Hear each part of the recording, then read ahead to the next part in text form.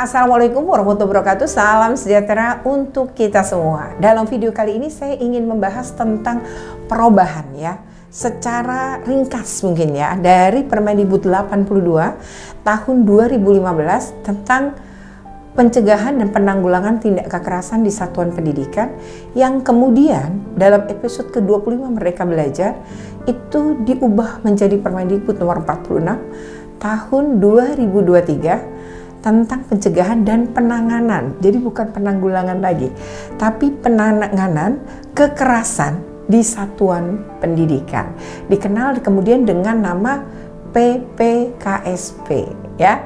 Mungkin ini belum familiar ya, tetapi ini adalah wujud ya untuk menciptakan sekolah yang aman tanpa kekerasan. Nah, seperti apa perbedaannya yang seharusnya ini disambut baik oleh semua pihak, tidak hanya murid atau peserta didik, tapi juga melindungi pendidik dan juga tenaga kependidikan. Seperti apa? Ikuti terus dalam video ini, tapi sebelumnya jangan lupa untuk di like, share, comment, and subscribe. Bagi yang belum subscribe, segera subscribe untuk terus terupdate dengan video-video pendidikan dan anak. Sebenarnya di dalam Permendikbud 82 itu sudah masuk banyak hal yang kita patut sekali untuk mengapresiasi. Hanya saja memang di Permendikbud 82 ini terkait dengan kekerasan itu tidak didetilkan. Nah, di dalam Permendikbud 46 ini didetilkan. Nah, seperti apa perbedaannya? Pertama, kalau berbicara kekerasan di Permendikbud 82, penyebutannya adalah bentuk-bentuk kekerasan memang yang terjadi di sekolah, di antaranya misalnya tidak dikelompokkan sih ya, tapi hanya disebutkan kekerasannya itu apa saja. Di antaranya adalah kekerasan fisik, kekerasan seksual, dan ada juga intoleransi.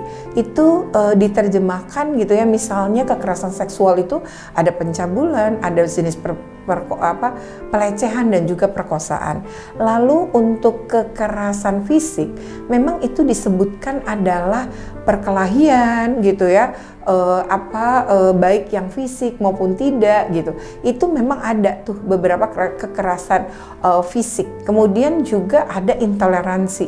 Jadi atas dasar gitu ya, suku, agama, dan ras. Jadi memang dibahas dari huruf A hingga huruf I ya, sampai di situ. Tapi definisi kekerasan di dalam Permendikbud 46 ini jauh lebih banyak. Yang pertama ya, definisi kekerasan itu disebutkan di situ adalah tidak hanya kekerasan fisik, tidak hanya kekerasan seksual, dan tidak hanya intoleransi dan diskriminasi, tetapi ada bentuk yang disebut kekerasan psikis. Itu termasuk bentuk kekerasan.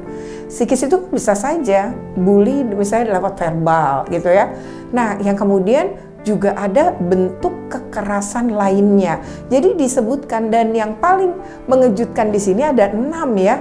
Salah satunya disebut yang paling berbeda ini adalah bentuk di mana kekerasan itu dalam bentuk kebijakan. Jadi kebijakan yang memandung kekerasan juga dianggap sebagai pelaku ya. Jadi pihak penyelenggaranya jadi pelaku kekerasan.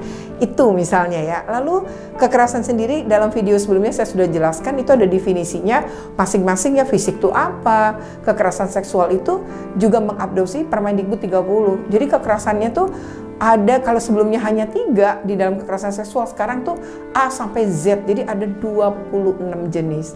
Ya, itu sesuatu yang sebenarnya baru. Yang kedua, nah ini perlu disambut baik, karena ini sebenarnya tidak hanya mengurus tentang istilahnya ya, melindungi anak-anak aja, enggak.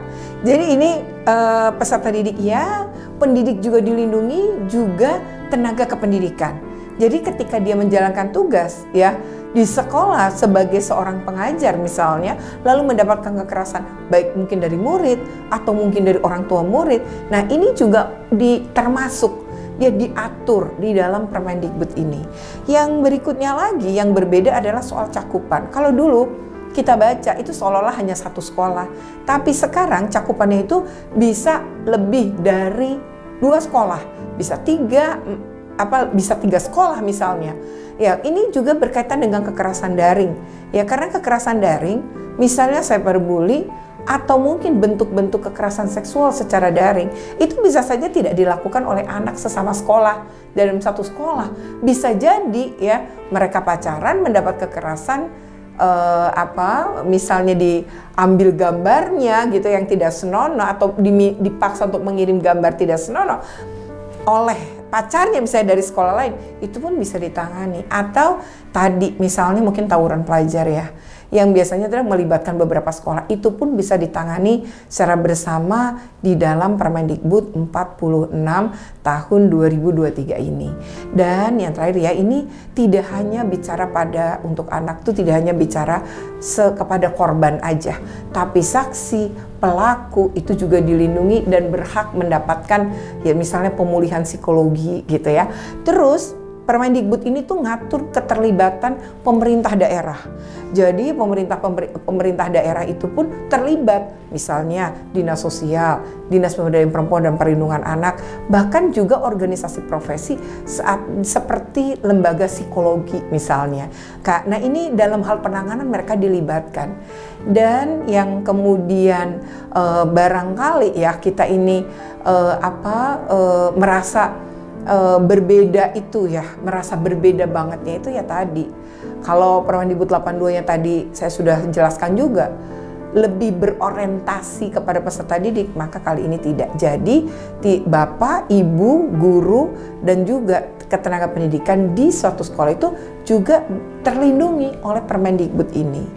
Nah, ini yang betul-betul terakhir ini ya sebagai bentuk action, yaitu diawali dengan membentuk tim PPK. Jadi tim pencegahan dan penanganan kekerasan di sekolah. Dimulai dari Dinas Pendidikannya bikin dulu ya. Dinas Pendidikannya juga bikin satgasnya, lalu kemudian mendorong sekolah-sekolah itu membuat. Diberi waktu sih 6 bulan ya oleh Permendikbud ini untuk membuat tim PPK tadi. Jadi itu terdiri dari minimal 3 atau harus gangsal ya. Jadi bisa misalnya 2 perwakilan guru, 1 perwakilan orang tua murid. Itu sudah bisa kok membentuk itu. Tentu yang menandatangani SK-nya adalah kepala sekolah. Nah, tapi kepala sekolah tidak boleh masuk dalam tim PPK-nya dari satuan pendidikan. Nah, ini yang kemudian diberi waktu untuk SD, SMP, SMA, yaitu selama 6 bulan sejak ini diterbitkan. Tapi kalau untuk PAUD itu diizinkan 12 bulan setelah ini diundangkan. Tetapi yang PAUD ini juga ada beberapa yang karena mereka tuh SDM-nya kecil, kan bisa punya guru cuma 2, 3, maka PAUD ini bisa bergabung. Bentuknya gabungan dengan beberapa PAUD lain terdekat.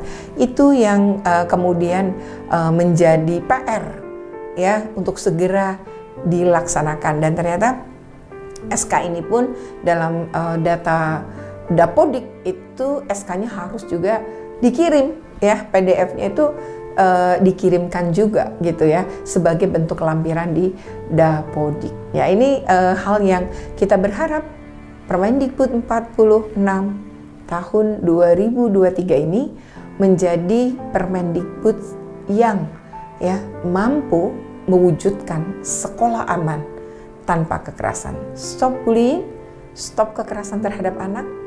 Mari kita jaga tumbuh kembang anak dengan baik ya, optimal, tanpa menggunakan kekerasan. Demikian video ini, semoga bermanfaat. Jika bermanfaat, jangan lupa untuk di-like, share, komen, and subscribe. Bagi yang belum subscribe, segera subscribe untuk terus terupdate dengan video-video pendidikan dan anak. Oke, terima kasih. Wassalamualaikum. Semoga bermanfaat ya.